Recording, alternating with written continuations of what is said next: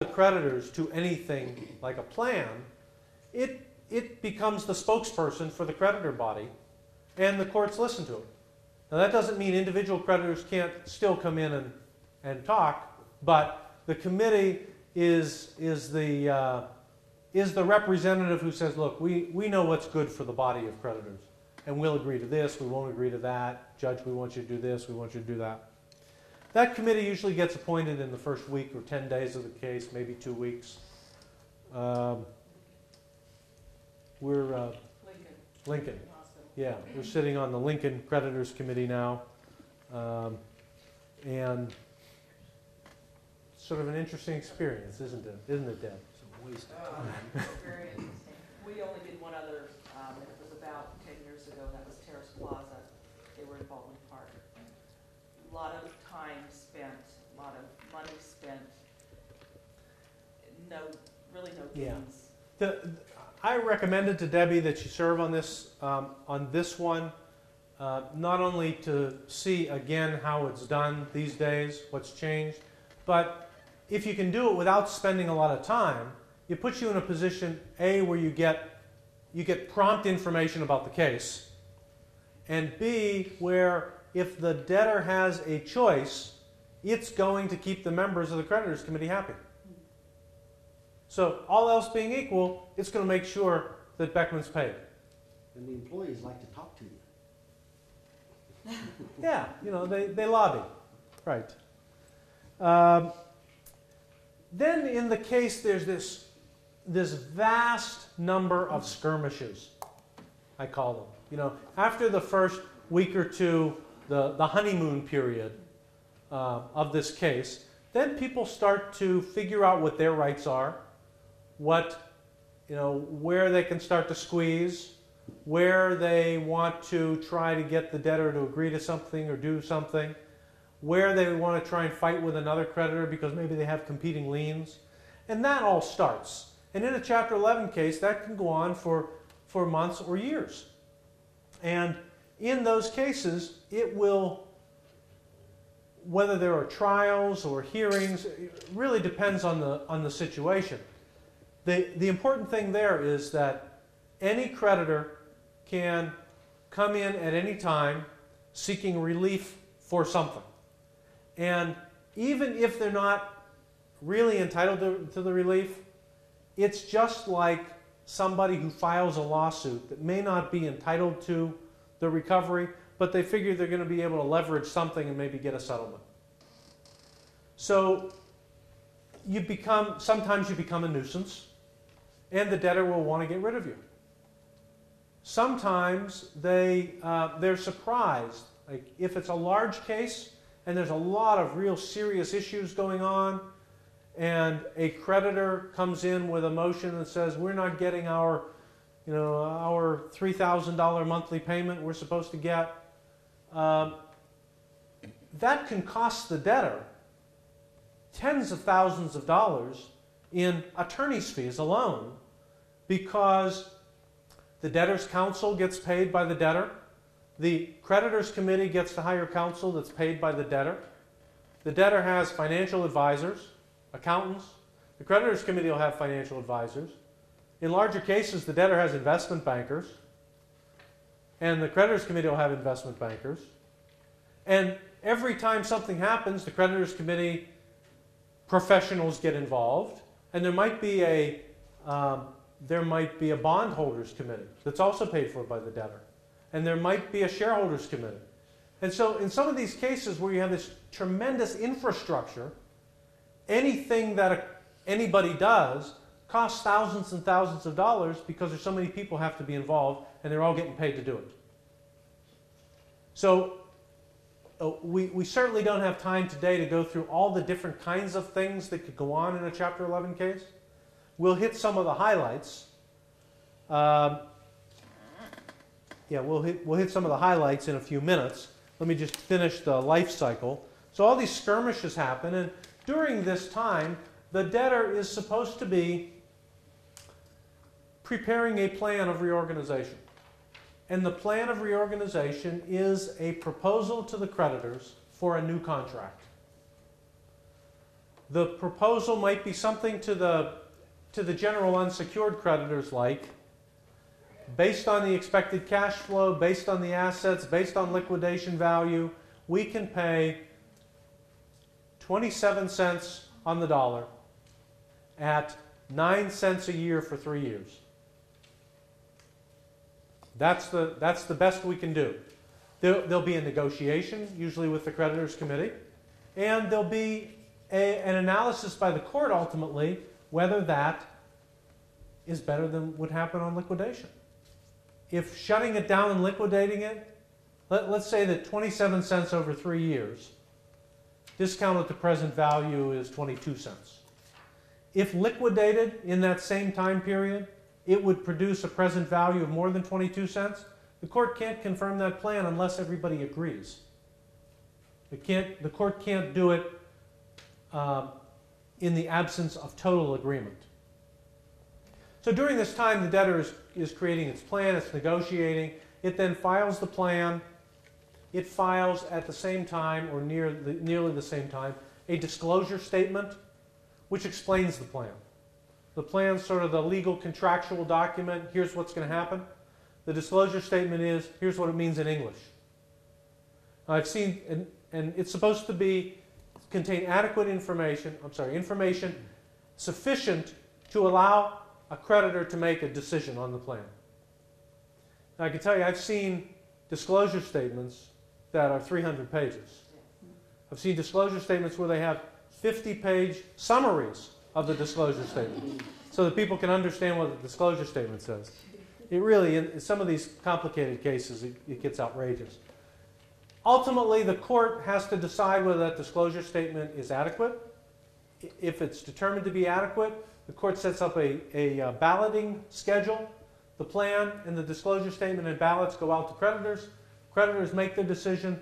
They vote. The court has a hearing to decide whether everybody agreed. If everybody agreed and the court says, this plan is feasible, I think it can work, the court approves it and it's the new contract. Your $100,000 debt is now $27,000 under that plan. Over time. Payable $9,000 a year for 3 years. But the importance of that is if there's a default, you're owed $27,000 less whatever's been paid, not $100,000 less whatever's been paid.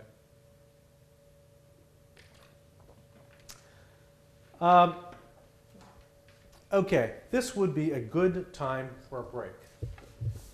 Unless somebody objects, we'll take about a 10-minute break. And folks on the phone, we'll just leave the line open. And you can take your break also.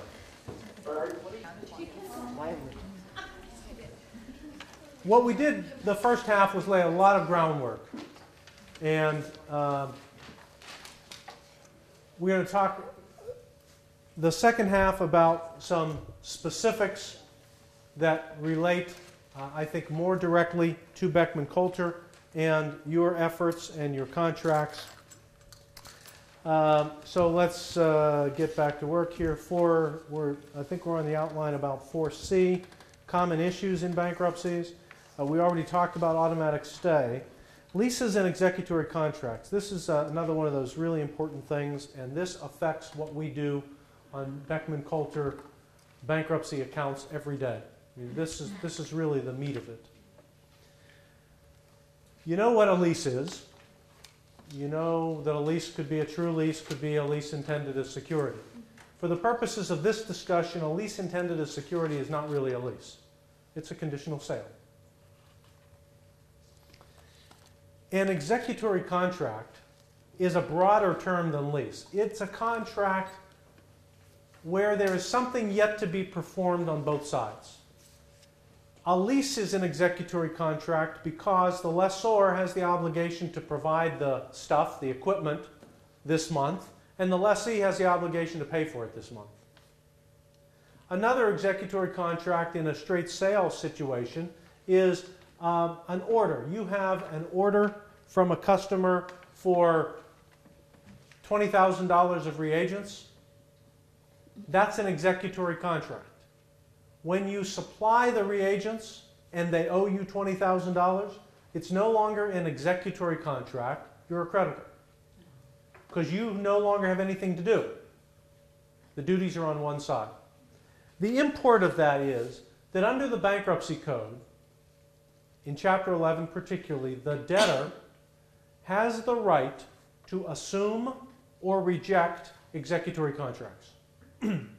What that means in English is that the debtor gets to decide whether it wants to live with this deal or terminate it. How long do they have? They have on equipment leases or executory contracts other than leases of real estate, let's take non-real estate, they have forever. In Chapter 11, there's no time limit. In Chapter 7, the trustee has 60 days to assume executory contracts or they're deemed rejected automatically, unless that 60 days is extended. But in Chapter 11, there's really no deadline. It can go all the way through the plan. You know, truth be told, it's probably the deadline is a confirmation of the plan, or maybe the approval of the disclosure statement, but that's way at the end of the game. Now, again, what that means in English is the debtor gets to decide whether it wants to assume, live with the contract, or reject, terminate it. If it's rejected, it's treated as having been breached the day before the bankruptcy was filed. And any damage that results from that breach is a pre-petition unsecured claim. So let's take a simple case. You have a contract to sell $20,000 of reagents. You haven't yet delivered, and the debtor files a Chapter 11. That debtor can decide whether to take the delivery or not.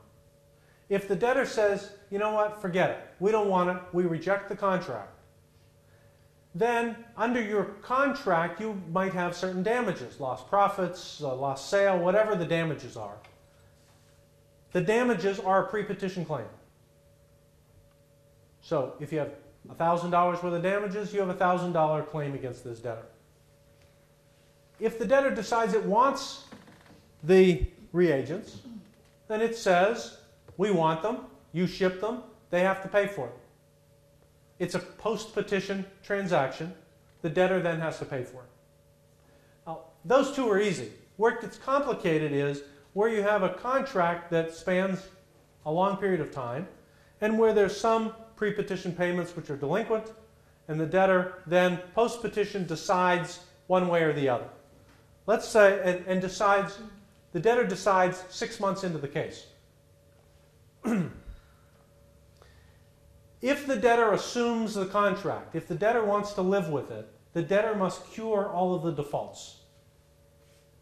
Now that's good. If the debtor says, we like this deal, we want to keep it, Beckman, we want to keep you in this transaction, then it has to pay all the pre-petition charges which have accrued. The hard part is getting them to decide. And figuring out how to force them to decide. And there's no easy answer to when to do that. Let me give you a non-Beckman example, which I hope makes it clearer. I had a client who is a river towing company, pushes barges up and down the river for for steel companies. And during the first LTV bankruptcy, they had a $300,000 a month contract to push barges for LTV. And it was a 2-year contract. They were about 6 months into it. The company was 1 month delinquent at the time LTV filed. So they owed them $300,000. They had 18 months left on the contract. The credit manager came in and said, what can we do? He knew enough to say, we have this executory contract. Can you force them to assume or reject it? I said, sure, we can file a motion asking the court to direct them to make a decision. But let me ask you some questions. Can they get this service from somebody else for less money? And he said, yeah, they can probably get it for about $275 a month now. And then the second question was, if you never get paid the $300,000, but they keep paying you as you go, how long will it take you to make up the loss from the $300,000, the lost profit? And he said, well, these are pretty profitable contracts. It'll take about 5 months if we never get paid that $300,000. I said, well, then keep your mouth shut. You have a right, but don't exercise it. Because here's what will happen. If we file a motion to require them to assume or reject, they'll analyze the contract. They'll go to their business people and say, can we get this for less? And the business people will say, yes, you can save $25,000 a month.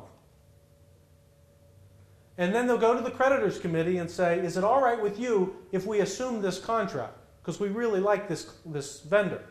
And assuming the contract means we're going to pay $25,000 more a month than we have to, and we're going to pay $300,000 to cure it. Like creditors are going to say no.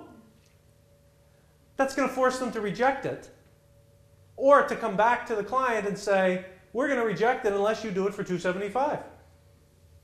So I said, why do anything? So we did nothing, and they went on 11 months before they got around to that in the bankruptcy, got around to renegotiating. So that's an example of how an executory contract works, how the assumption works, how the rejection works, and what some of the issues are with the debtor deciding. But if they didn't decide to accept or reject, but they kept paying, is that not an acceptance? No. It's not an assumption unless there's a court order that says it's assumed. Nor is it rejected until there's a court order that says it's rejected. And that becomes important when they want to reject and they say, come get your equipment. We reject. And then it takes them a month to get court approval. In theory, we should still get paid for that month. There are some arguments against that because one of the tests for an administrative expense, a post-petition expense, is that it has to benefit the estate. And they could easily counter our attempt to collect that by saying, it didn't benefit us, it was in the warehouse, they knew to come and get it, there's no reason that everybody else should be burdened by that. Executory contracts include leases, but they don't include conditional sales. So now this starts to pull this together. When we have a customer who's in bankruptcy and we have a deal, one of the things we have to analyze is, and let's assume they've missed 3 pre-petition payments.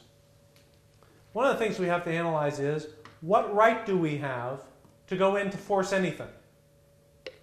The first question is, are they paying post-petition? Are they doing what they're supposed to do post-petition? And let's say they are.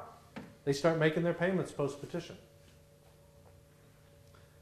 Well, and let's say it's an executory contract. Let's say it's simple. It's an executory contract. They're paying post-petition. They're doing everything they're supposed to do. We have 3 months pre-petition delinquency. And we say to ourselves, aha, if they assume this contract, they have to pay that 3 months. So let's go in and force them to assume. The judge isn't going to make them assume that contract because there's no harm to anybody unless we can show that there is a significant disadvantage to us or a harm that's occurring because they haven't made a decision. The judge isn't going to make them decide. He's going to say, Beckman, what are you worried about? You're getting paid post-petition. You're not getting hurt any worse than you were on the day it was filed. There's nothing in the bankruptcy code that says they have to decide at any particular time. So I'm going to let them go. Now, if they're not paying post-petition, or if they're doing something wrong, if they're violating the contract post-petition, then that's a reason for us to go in and say, Judge, look what they're doing. They're hurting us post-petition. Make them make a choice. And the judge may or may not make them make a choice depending upon the size of the case, the size of the harm, all those sorts of equitable considerations. So there's no hard and fast rule as to what we can do post-petition, especially if the debtor is doing everything they're supposed to do post-petition. Now, the other complication here is, and another reason we need to decide whether we have a lease or a conditional sale, leases are entitled to a certain treatment as executory contracts. Leases get a special treatment. Leases of personal property. A little off the outline, but leases of personal property have a special treatment. The debtor is entitled to a 60-day free ride. Maybe not free, maybe deferred. Those payments, the debtor, the code says the debtor must perform from and after the 60th day after the petition's filed. Which means any payments which fall due on the 60th day after the bankruptcy and following are supposed to be made. But the debtor doesn't have to make the first 59 days worth. Those would accrue as an administrative expense and would be a claim that should be paid if there's ever a plan. But the debtor gets that breathing period. The reason for that was that way back when, real estate leases got special protection. The real estate lobby got a provision put in Chapter 11 that said on non-residential leases of real property, the debtor has to decide within 60 days or it's rejected. And the reason for that was debtors were dragging these things out and they were playing with the timing. You know, like the big retailer cases, they file and then they don't make a decision on which store to close until December 31 because they want the Christmas season. And the landlords can't rent their property in the first 6 months of the year. Nobody wants it. So the real estate lobby got this provision put in there. The equipment leasing industry went to bat for the same kind of thing and couldn't quite get there. What they got was this compromise that said, starting 60 days, you have to pay the lease payments. Yes? Well, if we know that as a company, and there's that 300,000 debt out there, can we stop for the next 59 days shipping the goods and then pick up on the 60th day shipping the goods that they're basically paying for on one of our month-to-month contracts?